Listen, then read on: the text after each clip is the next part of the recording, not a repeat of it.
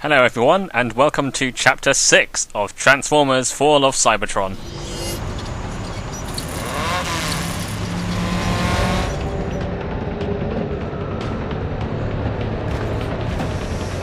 There it is! The Autobot transport carting away my energon! Don't you mean our energon, Starscream? Oh, of course, Onslaught. Our energon. That idiot's shockwave allowed the Autobots to steal every last drop. Luckily, I have devised a plan to steal it back. You mean we? Very well, Onslaught. You explain. They're all posing like a boy band cover. Combaticons, listen up! We need to divert the transport off the main road and into a sky ambush led by Starscream. We will accomplish this by destroying the bridge in this sector. Swindle, I want you to patrol the area to deal with any Autobot scouts who would give us away. You bet. Blast off, Vortex! You'll need to clear a shortcut through this canyon to the bridge. Sounds simple enough. Brawl will follow in a dropship and blast the supports to bring the bridge down. I like blasting stuff. Once the transport changes course, we will join Starscream's ambush and reclaim what's ours. Remember, we have limited time and energon to pull this off. Make it happen. Yes! Make it happen, Combaticons! Well, I'm inspired. Let's hit it, Vortex. After you, blast off.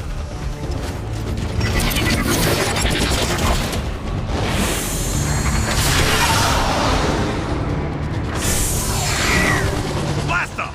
Where'd you go? Vortex, this is Onslaught.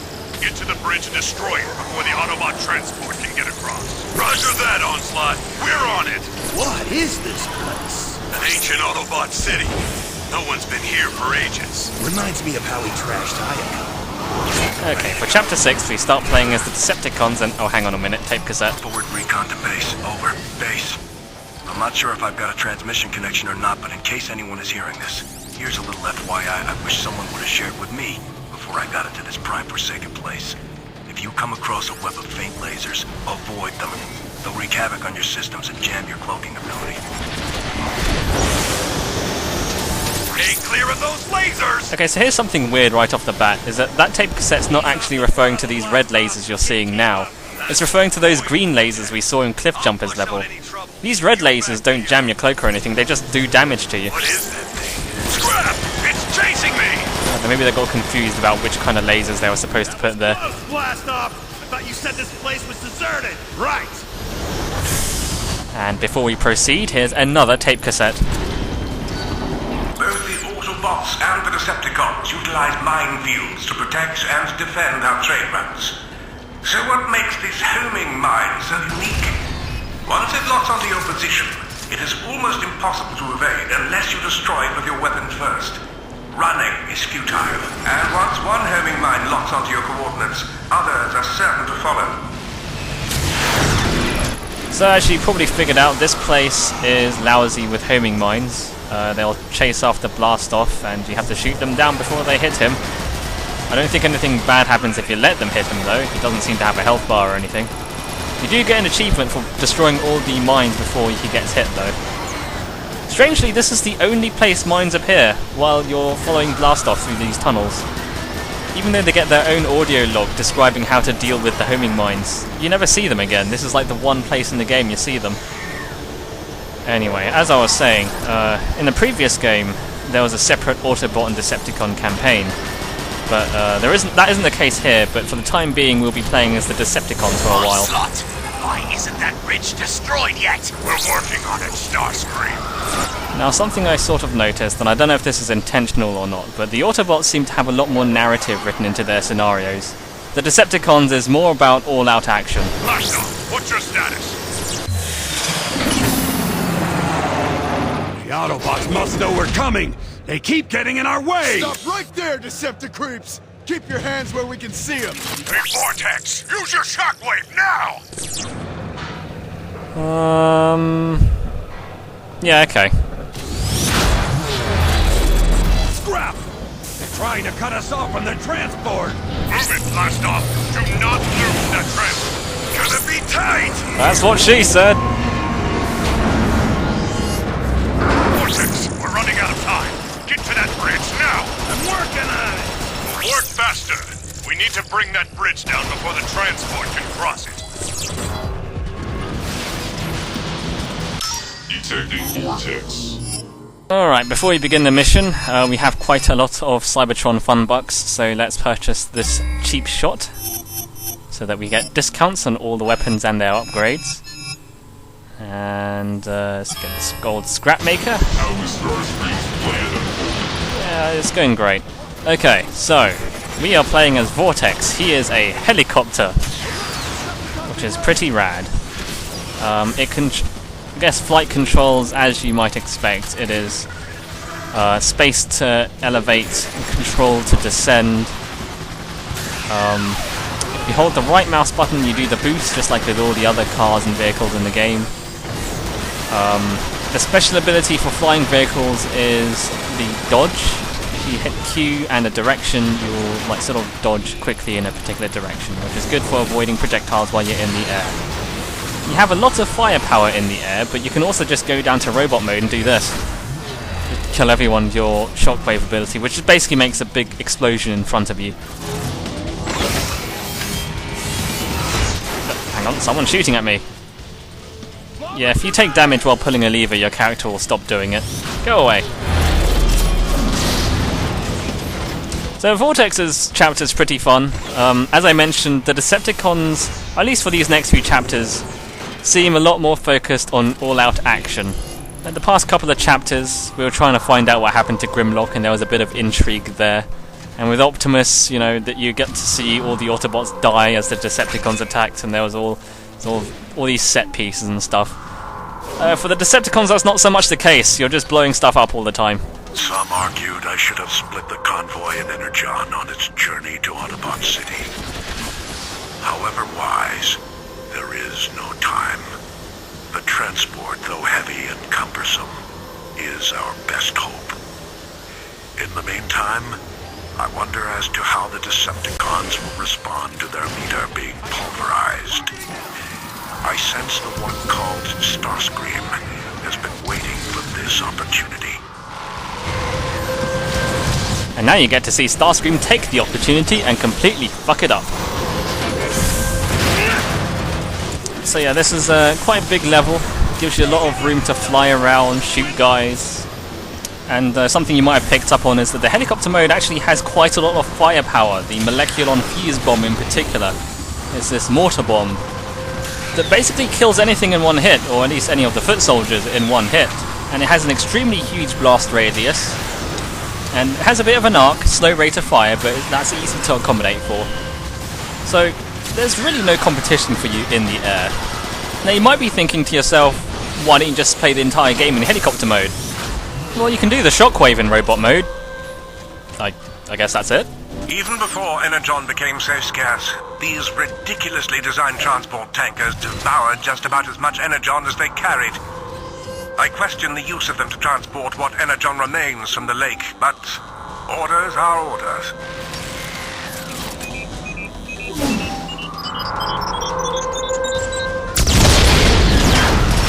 I've got two shotgun guys heading straight towards me. I better get some distance before they get within shotgun range. Wait, what am I going on about? I have this! Who cares about shotgun guys? Vortex is way more powerful than any puny Autobot. The transport is equipped with heavy anti-aircraft guns! Hear that, Starscream? Do not attack from the air! I will make my own decisions, Onslaught!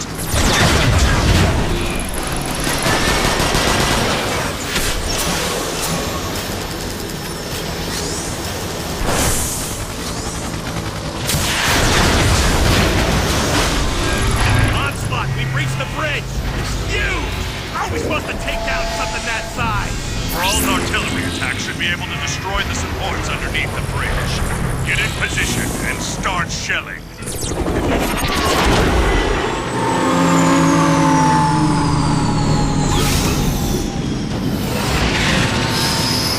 We're in position!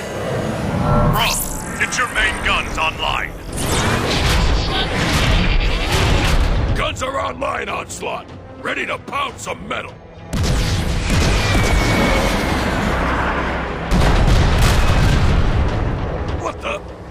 slug! Nothing happened! I read you, bro. Extra shielding must be fortifying the supports. Vortex, get in there and disable it. Roger that, Onslaught. I spotted the shielding controls, but they're guarded by Autobots. You want me to shell them? I got this. Okay, I just remembered a valid reason why you might want to use robot mode over helicopter mode. In helicopter mode, you have no cover. You're in the air and you're being pelted at by fire from all directions. Fortunately, you do have some added mobility, so you can fly away if things get too hairy. You notice here we're taking out an Autobot Marauder. If you remember, there were Marauders. They're you last met them back in Chapter 3 when we had Metroplex and there's artillery strikes to take them out. Not really so much the case here. We have to take him out with our own weapons. So it's just a matter of just pelting it until we do enough damage while avoiding any projectiles from it. And also the projectiles from those soldiers on the ground. I guess there is the trade-off of whether or not you want to be out in the open and susceptible to like Marauder gunfire and do a lot of damage to it in helicopter mode, or you can sort of take cover in robot mode and sort of pelt it with smaller arms fire. But it's okay, we've got rid of the Marauder now, so all we have to do is take care of these foot soldiers and we'll be home free. Now I mentioned like in one of the earlier parts, I like to sort of transform into a robot mode and vehicle mode whenever possible. I like to mix and match the transformations to make battles more interesting. The thing is, in this chapter it's pretty much required in order to actually get anywhere. The level is so big and so open that if you just stay on foot or in one form or another, it just makes it hard to get around. But it does make combat fun. Lever is heavy. Couldn't they just make it a button? Shields down. Light it up, bro. It's clear, Vortex. One broken bridge coming up.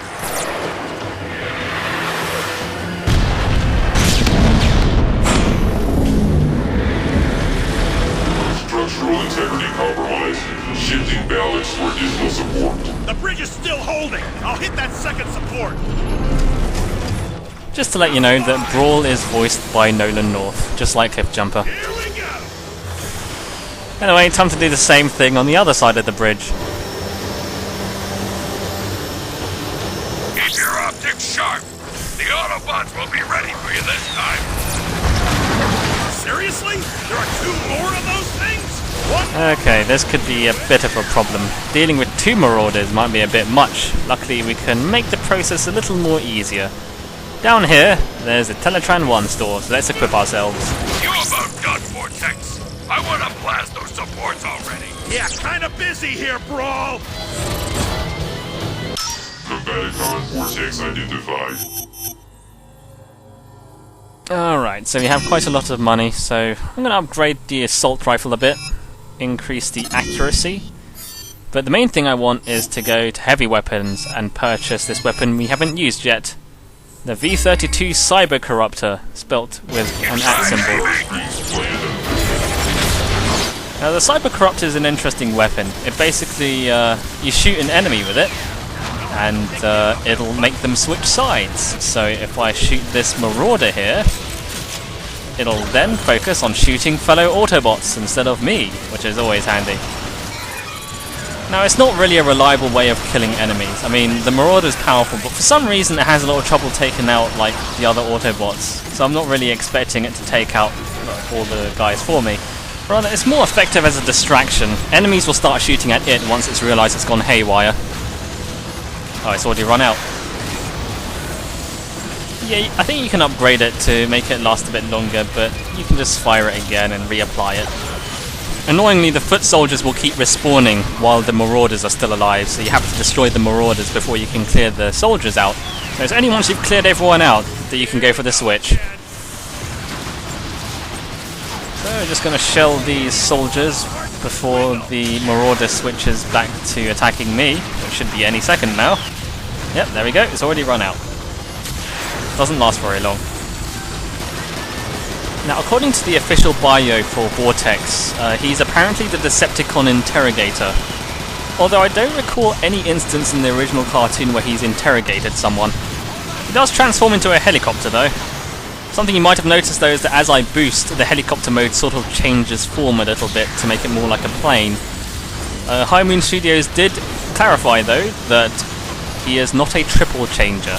Triple changer being a transformer with two forms. I should say two vehicle forms and a robot mode. They say it's just a variation of his helicopter mode. I guess it depends on how much you define a transformation. Alright, so that's the Marauders done. Let's take care of these soldiers. Kablam!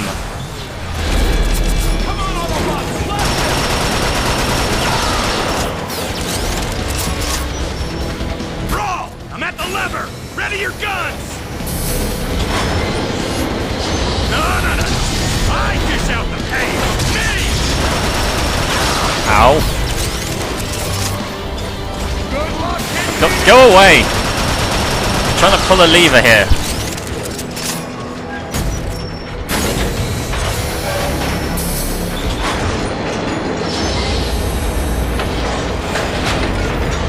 Second shield is disabled. Let's bring this bridge down. Incoming!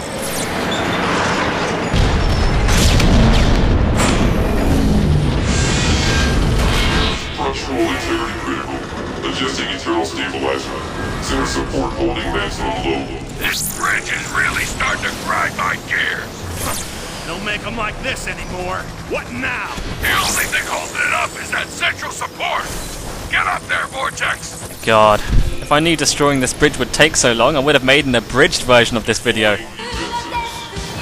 As you can see, this is a pretty large and open area, obviously designed for you to fly around in.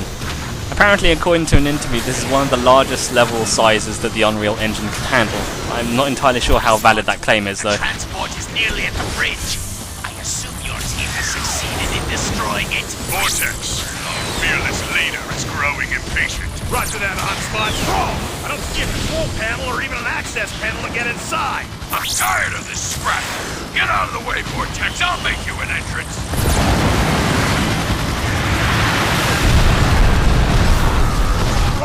Why didn't you just do that to begin with? Stop jabbering and get in there! Now, you see, earlier Brawl offered to help Vortex by shelling them, and then Vortex was all like, "Nah, I got this!"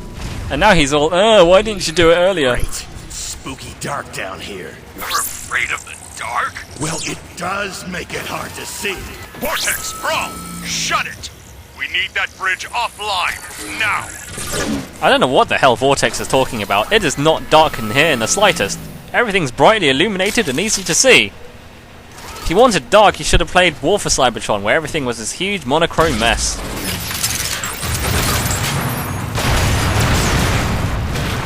Okay, I did damage on a guy and no one's noticed me. They're still standing around like I don't exist. Okay, now they've noticed me.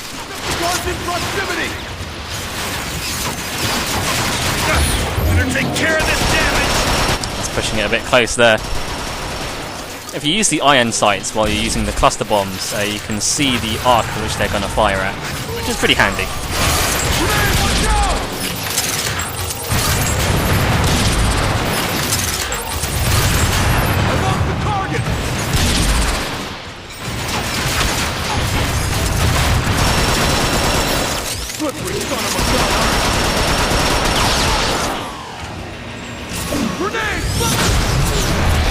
That shockwave was probably a bit overkill for that guy, but he had it coming.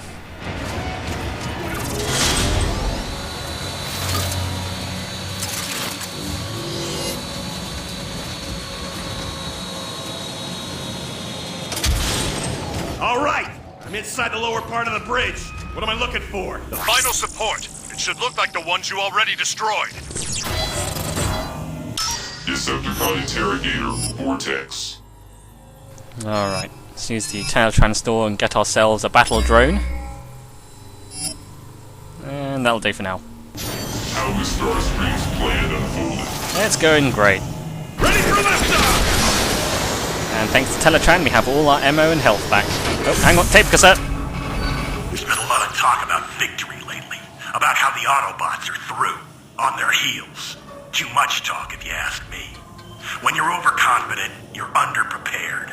Just like we were when we came across an Autobot Titan this morning.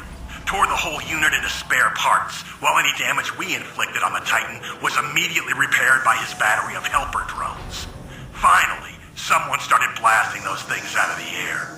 With the drones out of the action, we were able to get good target effect with our ordnance. Sounds like we got a new enemy type soon. Now, what exactly is the point of this big glowy blue room? Why would something like this be inside a bridge support? Vortex, the transport has reached the bridge. What's the status on the last support? Stupid security. This could take a cycle or two. Vortex, you need to hurry. That bridge needs to come down now. Stop it! We need to hold this bridge at all costs! Decepticons in proximity! Okay, so this area is a little bit different. We're inside an interior area where there's less space to fly around as a helicopter. Though it's still pretty much required, you don't really get as much maneuverability. Get out of here. Nope, I should have saved that shockwave. Ow. You know, I hate to ask, but I need some help! Whew, that was a close one. I was on 2 HP. Now, so long as I stay in helicopter mode, I should stay outside of the shotgun range. Sorry, shotgunners, I'm too far away for you guys. In fact, you might say that this is a bridge too far.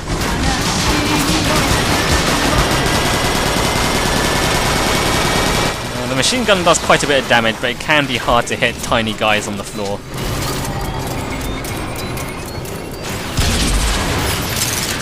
Here's the thing I sort of realised in this level, is that you don't really get any opposition from the air. I mean, you have guys that shoot you from the floor, like marauders and stuff, but generally all you're fighting are foot soldiers. I would have thought in a level like this where you can fly, they would have picked you against flying enemies as well. I don't know, maybe they thought that would have complicated things, having marauders, foot soldiers, and jets flying about trying to kill you. And they had those homing mines from the very beginning of the chapter in that scripted sequence with Blastoff, and yet you never see them again. I would have thought maybe if you had some of those mines dotted around in this level and they chased after you, that might have made things a little bit more interesting. Also, if you see an energon cube that has a little pedestal under it, that means that it's a respawning energon cube. After a certain amount of time, that energon cube will come back. So it's a good idea to memorize where those are in case you ever need to make a quick retreat.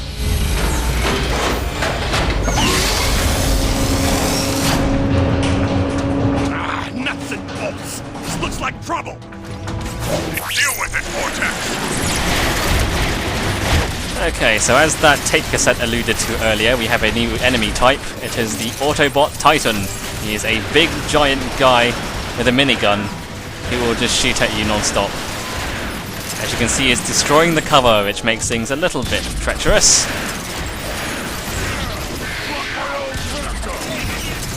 And he has little battle drones. While he's glowing blue, he's actually being healed, so you want to destroy those little red balls that are supplying him with healing. And every now and again he'll launch other balls, and they act as homing mines. They'll fly towards you and explode. Once again, not the same homing mines from the start of the chapter, but I guess it'll do. Vortex, hurry this process up. Now really the main thing to not die horribly here is to stay far away from him. At a far away distance, his minigun isn't accurate enough to get good enough damage on you. And he moves very slowly, so if he does start walking towards you, you can just walk away from him and you can't really close the distance.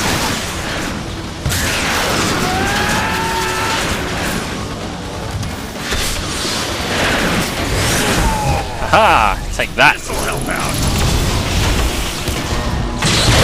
And as a parting gift, they like to hurt you when they explode. It's not a lot of damage though, so hopefully that doesn't kill you. It would suck if that happened. Combaticons! The charges are set!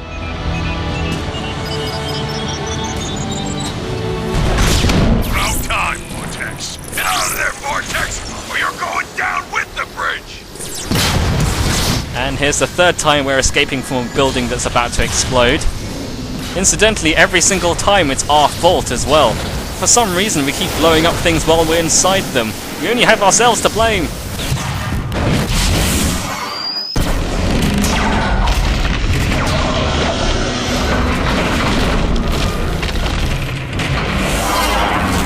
And that's the end of Chapter 6. See you guys next time for Chapter 7.